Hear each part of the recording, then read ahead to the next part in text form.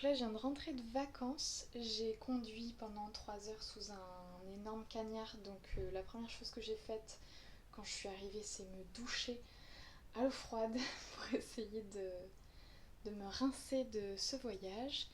Je viens d'enfiler une tenue des plus conforts parce que la première chose que je vais faire là, c'est d'aller me chercher un goûter. Parce que là j'ai juste vidé ma valise mais j'ai tout éparpillé sur le lit parce qu'il faut que je trie ce qui doit aller aux salles et il faut que je range toutes mes affaires.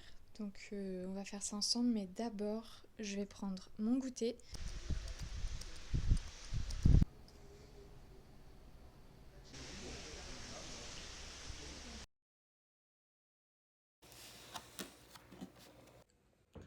J'ai trouvé exactement ce qu'il me fallait.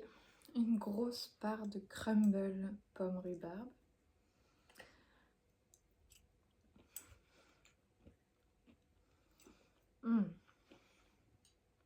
C'est délicieux. Donc là, le programme pour moi, vu qu'on est dimanche, que je viens de rentrer de vacances et que je reprends le travail demain, ça va être de ranger mes affaires, vider mon sac, de trier tout ce qui doit aller à la lessive, remettre mes affaires là où elles vont. Et comme on était en nouvelle lune hier, j'aimerais bien me faire un petit tirage de cartes de fin de cycle, nouveau cycle, comme je fais très régulièrement par rapport à la lune, parce que mon cycle menstruel est aussi super bien calé sur les lunes. Donc là je vais utiliser, je pense, tout simplement un tarot soit un tarot de Marseille, soit un nouveau jeu que j'ai depuis pas longtemps, que je me suis acheté en début d'été. Je vais vous montrer. Il est super chouette. C'est le Victorian Fairy Tarot. Donc le système de ce tarot, c'est le même que celui du tarot de Marseille. Et donc du tarot aussi de Rider-Waite. À savoir un jeu avec 21 arcanes majeurs et 56 arcanes mineurs. Sauf que les couleurs, c'est-à-dire coupe, denier, bâton et épée, sont transformées, ont été réinterprétées par les saisons en fait, les 4 saisons. Et donc j'adore ce jeu parce qu'il est vachement... il fait vachement jouer l'imaginaire. Et moi c'est vraiment ce que j'aime. Et c'est ce qui me permet aussi de convoquer des choses qui m'inspirent aussi dans ma pratique artistique et dans mon travail. Les illustrations sont assez chouettes. C'est pas hyper bien dessiné mais l'univers est vraiment très riche. Enfin, moi j'aime beaucoup l'univers de toute façon de la féerie.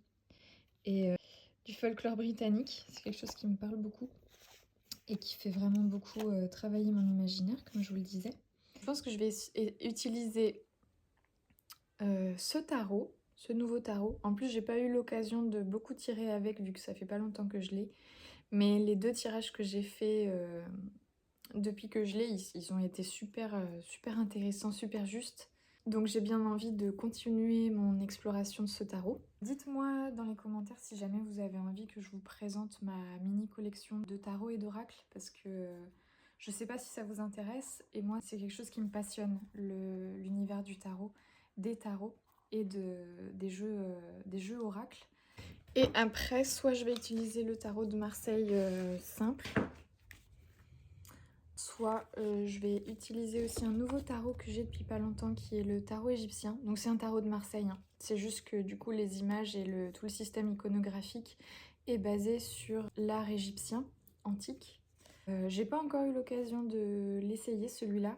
Il faut d'abord que je le nettoie pour pouvoir l'utiliser, mais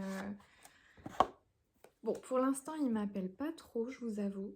Il me paraît encore un peu opaque pour moi. Je sais pas si c'est parce que le tour des cartes est noir. Je sais pas, j'ai l'impression que ça me rebute un peu. Ou alors c'est parce que j'y connais rien du tout en art égyptien. Et peut-être que j'ai peur de pas trop réussir à rentrer dedans dès le début. Que ça va me prendre beaucoup plus de temps et d'apprentissage de savoir le tirer. Voilà, c'est peut-être ça. On verra. Mais en tout cas, je suis contente de l'avoir parce que Je le trouve beau. Et ça fait aussi quelques temps que je suis une femme qui est égyptologue et cartomancienne, qui s'appelle Iris Quentin, qui a écrit un oracle basé sur le tarot de Marseille, mais vraiment réinterprété avec toute l'iconographie de l'Égypte antique et de l'alchimie première, donc qui a éclos en Égypte antique. Et si vous voulez la trouver sur YouTube, elle a une chaîne où justement elle fait des tirages qui s'appelle Les Chroniques du Tarot. Et c'est aussi son pseudo Instagram, il me semble. Et j'adore cette femme. Elle est à la fois drôle, à la fois érudite. J'ai l'impression qu'elle a étudié pas mal de choses qui sont, moi, certaines de mes références en lecture, notamment en lecture ésotérique ou en lecture spirituelle. Par exemple, elle a déjà plusieurs fois cité une femme qui m'a énormément inspirée dans mon travail psychoanalytique et dans mon chemin spirituel, qui s'appelle Annick de Souzenel, qui est décédée malheureusement l'année dernière à un peu plus de 100 ans, qui est pour moi vraiment une grande figure de la spiritualité contemporaine. Elle a notamment écrit un livre qui s'appelle Le symbolisme du corps humain, qui pour moi est vraiment la bible des parties du corps humain à travers tous les mythes, à travers les arts, depuis les âges primitifs jusqu'à maintenant. Et je l'avais lu pendant mes études de philosophie, au tout début, quand je suis arrivée en licence 3 de philo. Et ça m'avait vraiment beaucoup aidée, notamment à comprendre mes rêves, parce que depuis longtemps, je suis assez intéressée, même carrément intéressée par l'univers onirique, par l'étude des rêves, les symboles qui sont générés par l'inconscient, etc. Donc c'est une lecture qui m'a suivie depuis, à laquelle je reviens régulièrement. Et donc c'est aussi ce qui me permet de pouvoir rentrer plus facilement dans certains tirages de tarot ou d'oracle, d'avoir cette base-là, notamment sur la symbolique des parties du corps et ce que ça ouvre comme signifié pour un travail intérieur et une introspection. Je vous en parlerai peut-être dans une autre vidéo, parce que je suis en train de me constituer une petite tarothèque, donc avec plusieurs jeux de tarot, certains traditionnels et d'autres un peu plus modernes et libres dans l'interprétation. Voilà, et en plus là je suis en train de travailler actuellement sur un oracle. Et donc c'est aussi ça qui m'a donné envie de plus m'intéresser aux différents tarots qui existent et aux différents oracles, et de continuer mon exploration de tirage. D'abord pour moi-même, en accompagnement de mon travail psychanalytique que je fais depuis maintenant une dizaine d'années, mais aussi de nourrir mon imagination, mon inconscient et mon propre langage imaginal. Donc le langage imaginal, c'est vraiment le langage qui est propre à l'inconscient et qui nous permet de comprendre ce qu'il a à nous dire. En fait, l'inconscient, il communique vraiment avec des images, et parfois même ça crée des rébus. C'est-à-dire que dans certains rêves, j'ai déjà eu cette expérience-là, dans certains rêves, les mots des objets qu'on y trouve ou qu'on y découvre, ou même les prénoms, forment une sorte de rébus qui nous amène à un message à la fin, qui est un peu crypté ou caché par les images qu'utilise l'inconscient pour attirer notre attention sur différentes choses de notre réalité ou de notre quotidien, ou même de notre travail introspectif. Donc ça, c'est des choses qui me passionnent, et c'est pourquoi j'adore faire un tirage par mois ou tous les 2 mois, à ce moment-là, au moment de la nouvelle lune, parce que ça me permet de passer d'un cycle à l'autre, tout en ayant une forme de conscience de ce qui se passe en moi, de ce qui vient de s'écouler pour moi dans le dernier cycle, et ce qui va pouvoir s'ouvrir dans un nouveau cycle, soit en termes de continuité avec le cycle qui est en train de se terminer, soit en termes de disruption. Si par exemple j'ai eu un cycle avec beaucoup d'angoisse, beaucoup de limitations, beaucoup de peur, ça me permet aussi de couper les énergies de peur tout en les regardant en face, pour pouvoir rentrer dans une énergie nettoyée ou même rafraîchie. Voilà, donc ça c'est les choses que j'ai envie de faire aujourd'hui, en ce dimanche, avant de commencer une nouvelle semaine et de reprendre le travail demain.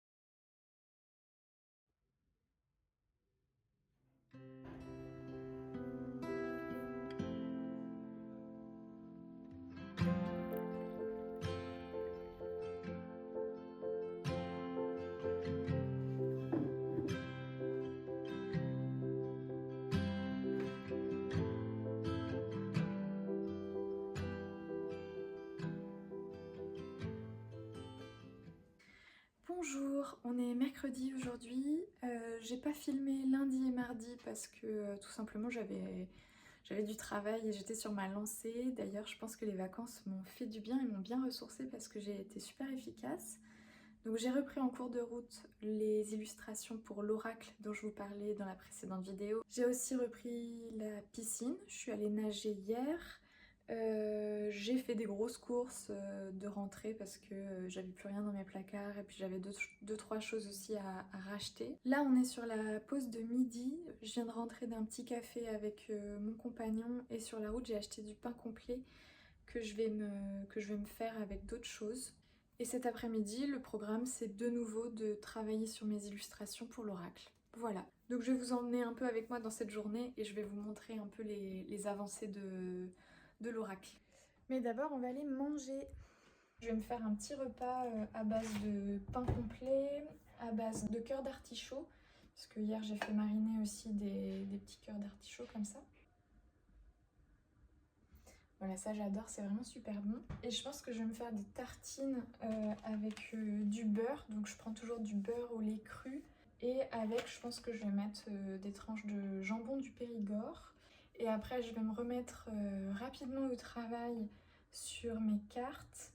Parce que à 16h, j'ai rendez-vous avec la masseuse pour me refaire faire un drainage lymphatique.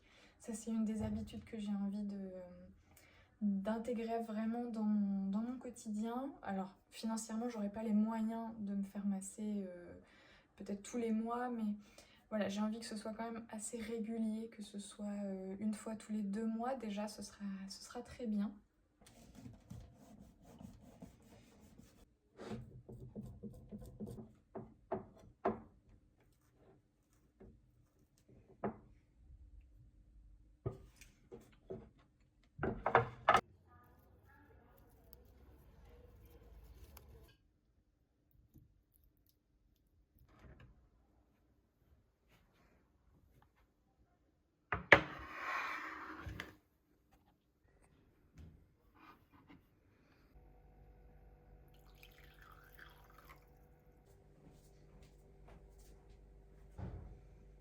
Dans une grande fosse. Dans cette fosse se trouvent d'énormes araignées terrifiantes. C'est vrai? Ah, je serais dans les blagues, je pense. Mais et toi, t'aurais réagi comment? Franchement, j'aime pas trop les araignées non plus. J'ai pas la phobie des araignées, mais je suis pas très rassuré. Alors après, j'ai vécu avec ma mère qui a la phobie, mais peut-être encore plus que toi, donc elle meurt. Si elle ne retrouve pas à l'intérieur, elle meurt. Alors je sais pas si c'est vrai ou pas, ou si c'est un lobby des araignées, on pourrait dire. Spécialiste des araignées. Donc j'ai fait une petite ellipse, j'ai travaillé sur la carte de Lilith durant environ 1 heure. Donc c'est passé assez vite, j'ai pas eu le temps de la finir, mais c'est pas grave, je reprendrai ce soir le travail. Et j'ai pris une douche avec gommage pour essayer de préparer un peu ma peau pour le massage. Et là j'ai une petite demi-heure de marche jusqu'au lieu où je me fais masser. Bon bah je vous laisse et je vous retrouve un peu plus tard. Hello, on est le lendemain des plans précédents. J'ai pas filmé le reste de ma journée après mon massage. J'étais dans un état de détente absolue, ça m'a vraiment fait du bien et j'ai passé la soirée hyper tranquille avec une copine. Aujourd'hui, on est jeudi. Ma journée a déjà bien commencé parce que là, il est 4h. J'ai beaucoup avancé sur la carte de Lilith. Je vais vous montrer quelques images. Je lui ai changé un peu le visage parce que je trouvais que son visage faisait trop style bande dessinée. Et pour la carte de Lilith, je me disais qu'il fallait mieux un visage avec beaucoup plus de caractère et que ça fasse un petit peu peur. Parce que quand même Lilith, c'est une figure à la fois mythologique et à la fois biblique qui est super importante et qui a énormément de poids, notamment qui symbolise l'indépendance de la femme, la force intérieure de la femme et le fait qu'elle prend ses décisions elle-même et qu'elle s'autorise à dire non. Et je viens juste de commencer aussi la carte d'Ariane, donc je vais vous montrer aussi un petit peu où j'en suis. Bon, j'ai juste fait le visage, mais comme c'est pour moi l'élément un peu le plus déterminant pour chaque carte, puisqu'on est vraiment sur des cartes liées à des personnages historiques, folkloriques, mythologiques, etc. Voilà, une fois que j'ai fait le visage et que je suis satisfaite du visage, je peux me détendre un petit peu et continuer la composition générale de la carte et les détails. Voilà, donc ça c'est le visage d'Ariane. Donc c'est c'est les premiers traits qui vont composer son corps. Et je vais vous montrer du coup Lilith, si je la retrouve. Donc voilà, ça c'est toutes mes cartes, hein.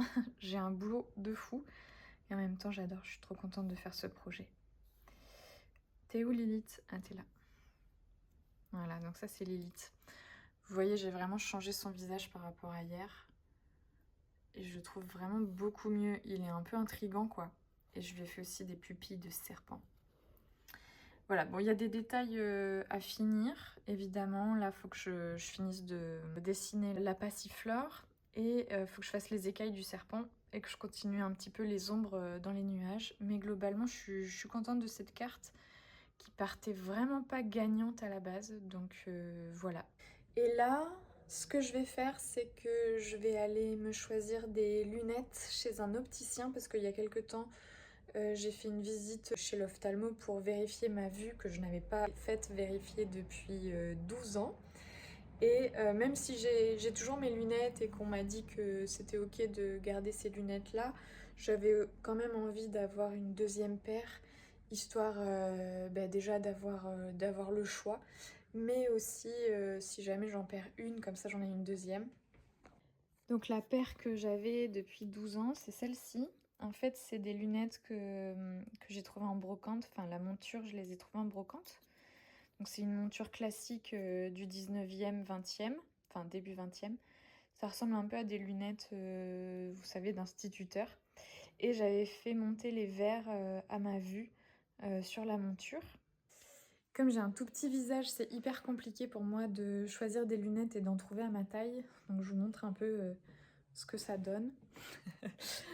Bon là, avec le reflet et tout, ça donne pas grand chose. Mais voilà, elles sont parfaitement à ma taille. Ça fait 12 ans que je les ai. Je les porte tous les jours quand je travaille. Je les aime beaucoup. Mais voilà, j'ai quand même envie de me faire une deuxième paire, sachant que c'est remboursé en plus par la Sécu. Donc pourquoi ne pas le faire?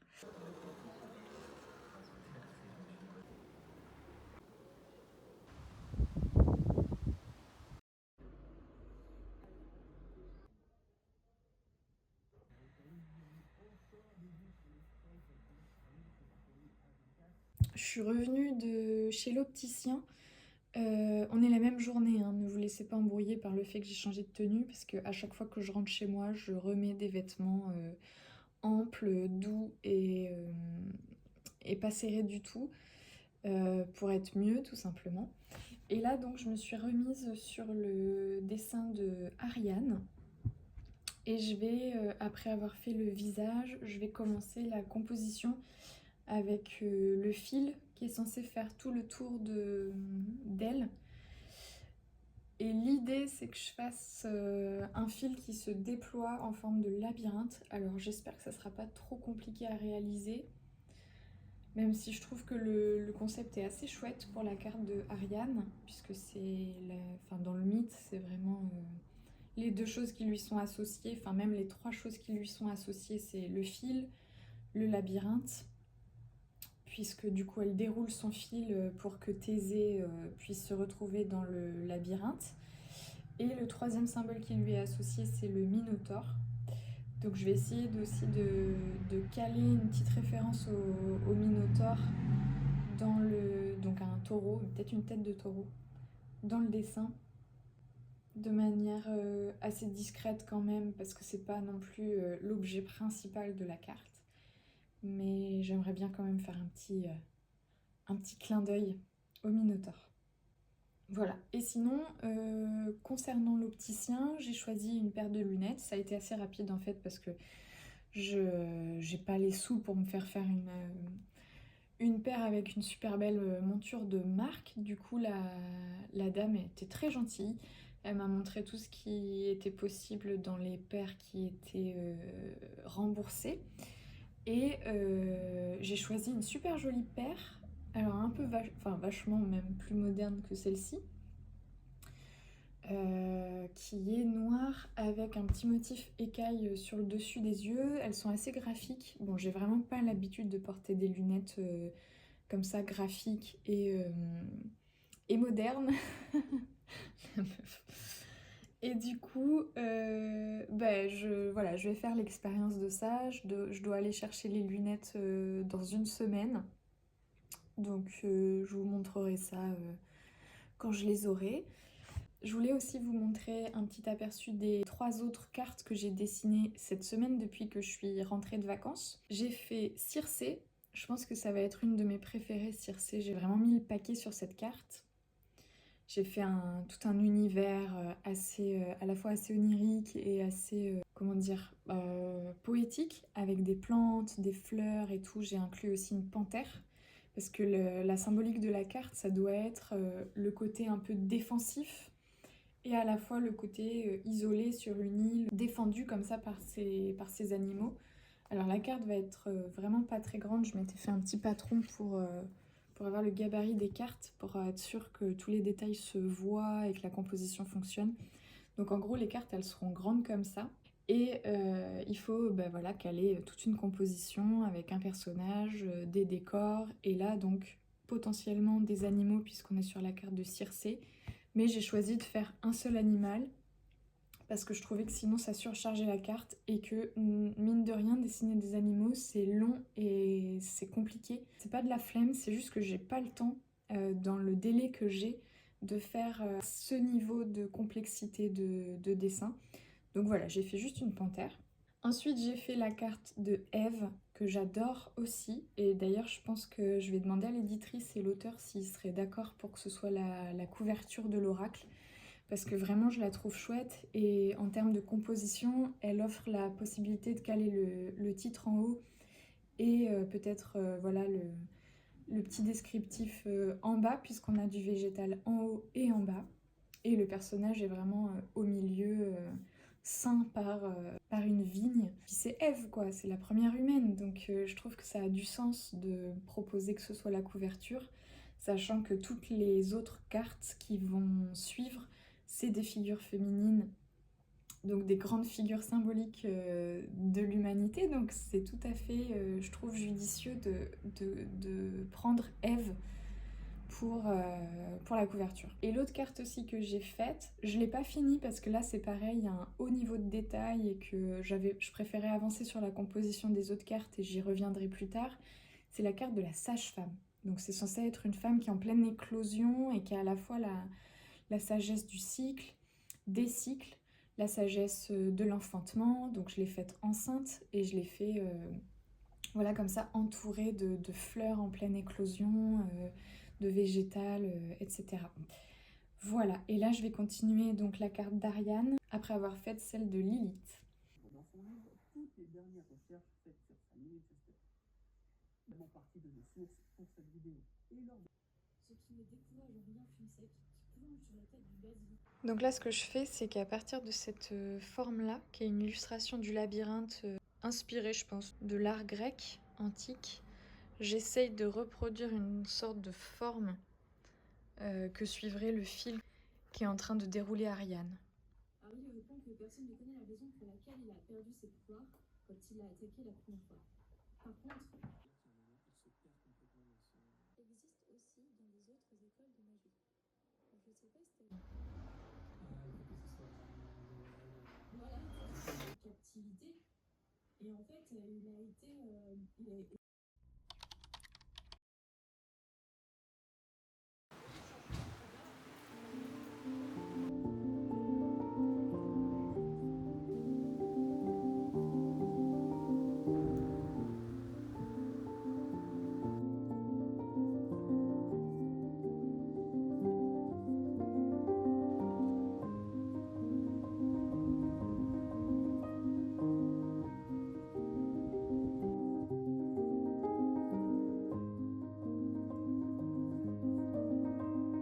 Bon là ça sent vraiment l'automne, Il est à peu près 20h et il fait déjà presque nuit. Je viens de faire une petite marche autour du rempart pour me dégourdir les jambes et pour faire circuler tout ça. On est vendredi soir. J'ai terminé ma semaine de travail. Je suis donc officiellement en week-end. Globalement, c'était une bonne reprise. J'ai l'impression d'avoir été hyper efficace par rapport à la semaine avant mes vacances. Je trouve que j'ai mieux dessiné globalement qu'avant de partir en vacances, donc ça fait du bien. Les vacances m'ont servi aussi à ça, à renouveler un peu mon énergie et ma créativité. Donc ça c'est chouette. J'ai avancé sur 6 cartes en 5 jours. Donc voilà, je pense que c'est un bon ratio. J'ai fait les cartes de Lilith, de Circé, de Ariane, de la sage-femme et j'en ai fait une 6e. C'était quoi déjà? Attends, c'est laquelle que j'ai pas citée? Ah oui, Ève. D'ailleurs, je vous disais que Ève, c'était ma carte préférée. Donc j'ai vraiment hâte de vous la montrer. Je suis passée aussi à la parapharmacie parce qu'il fallait que je me rachète de l'huile de carotte. Donc je m'achète les flacons tout simples là, de la marque Pranarum d'huile de carotte. En fait, l'huile de carotte, je m'en sers à peu près tous les jours pour préparer ma peau le matin quand je me prépare. J'en mets 1 à 2 gouttes dans ma crème en fait hydratante et je la combine aussi avec de l'hydrolat, soit de rose, soit de fleur d'oranger. En gros, je mets une noisette de crème hydratante, 1 goutte d'huile de carotte et un pchit ou 2 d'hydrolat. Et en fait, c'est ça que je mets sur mon visage le matin avant de me maquiller. Parce que tout simplement ça remplace le fond de teint, parce que moi j'ai jamais été fond de teint, j'arrive pas à mettre ces choses là, même la poudre et tout, j'y arrive pas, je comprends pas comment la peau elle peut respirer avec ça. Donc voilà, c'est vraiment ça que je mets et ça me permet aussi d'avoir quelque chose qui est naturel et qui est discret quoi, tout en hydratant la peau. Donc voilà, fallait que je me reprenne ça. Et j'en ai profité pour regarder un petit peu ce qu'ils avaient comme plantes séchées pour faire des tisanes. Sachant que j'en ai déjà pas mal dans ma cuisine, des plantes séchées. Et je me compose comme ça mes tisanes au fil de mes envies et puis aussi des besoins de mon corps et en fonction de mon cycle. J'ai aussi des tisanes que je vous avais montrées dans une autre vidéo. J'ai des tisanes composées par Louise Baranek, qui est la fondatrice du Au Jardin des Femmes, pour qui j'avais fait le logo et qui est naturopathe et qui avait aussi fondé une herboristerie. Et donc c'est elle qui faisait pousser ces plantes, qui les faisait sécher et qui composait ces tisanes pour soutenir les différentes phases du cycle féminin. Et là, je cherchais précisément de l'artichaut séché pour pouvoir faire des tisanes avec ça. Parce que en faisant quelques recherches, j'ai vu que ça pouvait vraiment soutenir tout ce qui est détox du foie, de la vésicule biliaire et soutenir aussi toute l'activation et la stimulation du réseau lymphatique. Et comme je vous en ai parlé un peu plus tôt dans la vidéo, j'ai vraiment pris conscience de l'importance du réseau lymphatique dans la santé, tout simplement. Et que j'ai commencé vraiment un travail de drainage lymphatique, de détox au niveau de la lymphe et de remise en circulation et de remise en santé de mon réseau lymphatique. Voilà, j'ai acheté du coup de l'artichaut. J'étais très contente de savoir qu'ils en avaient et surtout que ça avait été cultivé dans le coin. Parce que là, si vous voyez la marque, il y a un petit reflet. C'est la maison des herboristes à Angoulême. C'est bio, c'est local et c'est exactement le produit que je cherchais. Donc je vais essayer ça. Je sais pas du tout quel goût ça a, sachant que l'artichaut c'est un légume que j'adore, donc j'espère que ça a au moins un tout petit peu goût d'artichaut. Ah ouais, ça sent bon. Je vous dirai, je vous en parlerai peut-être dans la prochaine vidéo, si j'ai assez de recul pour vous en parler.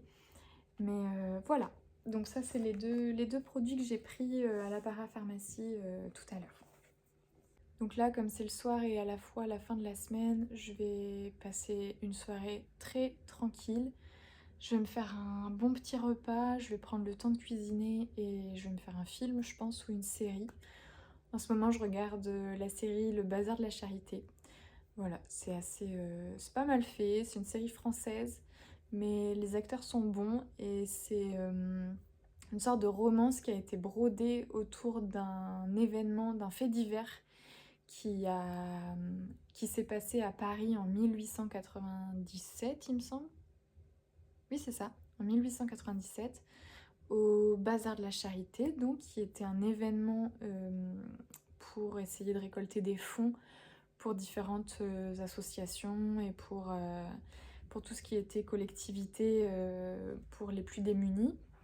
Et en fait, ce jour-là, donc le jour du Bazar de la Charité, il y a eu un énorme incendie qui s'est déclaré dans le bâtiment. Et comme les issues de secours... Enfin, en fait, il n'y avait pas d'issue de secours, il y avait juste une entrée et une sortie. Et en fait, les gens se sont précipités pour pouvoir sortir du bâtiment en feu. Et en fait, ça a été un énorme drame. Il y a eu... plus de 120 morts, il me semble, parce qu'en fait, ils n'ont pas réussi à sortir et très vite, ça s'est emballé, etc. Bon, c'est pas très gai ce que je vous raconte, mais en tout cas, voilà, ils ont fait une série assez récente. D'ailleurs, il y a Audrey Fleurot qui joue dedans, et j'adore cette actrice. Donc je regarde ça en ce moment, je crois qu'il me reste 1 ou 2 épisodes à voir. Je vais me faire ça ce soir. Je vous laisse ici, merci beaucoup d'avoir regardé cette vidéo, j'espère qu'elle vous a plu. N'hésitez pas, si jamais elle vous a plu, de mettre un petit commentaire, de liker, de partager et de vous abonner si c'est pas déjà fait, parce que moi c'est vraiment quelque chose qui m'aide beaucoup à faire connaître cette modeste chaîne d'art, de créativité et puis de vie quotidienne en tant qu'illustratrice. Et ça fait toujours chaud au cœur de savoir quand le contenu qu'on crée plaît et touche et inspire. Donc faites-le moi savoir s'il vous plaît. Et je vous dis à la prochaine.